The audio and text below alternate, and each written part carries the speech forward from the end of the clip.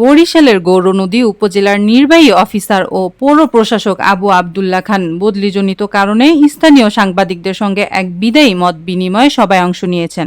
বরিশাল থেকে মাসুদ সর্দারের প্রতিবেদনে বিস্তারিত। আপনি কি প্রবাসে গিয়ে স্বাবলম্বী হতে চান?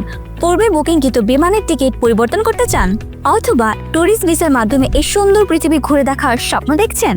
আপনার স্বপ্নকে বাস্তবায়ন করতে A to Z travels and tours আছে আপনার সাথে।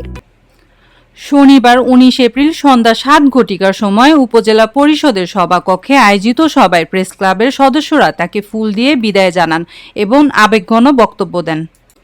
ইউএনও আবু আবদুল্লাহ খান 1 বছর 8 মাস দায়িত্ব পালনকালে জনগণের ভালোবাসা অর্জন করেন। সবাই প্রেস ক্লাবের প্যানেল আহ্বায়ক গিয়াসউদ্দিন মিয়া, জহুরুল ইসলাম জহির, খোকন আহমেদ হীরা, মোল্লা ফারুক সহ অন্যান্য সাংবাদিকরা উপস্থিত ছিলেন। 26 টেলিভিশন, মাতৃভূমির বন্ধনে।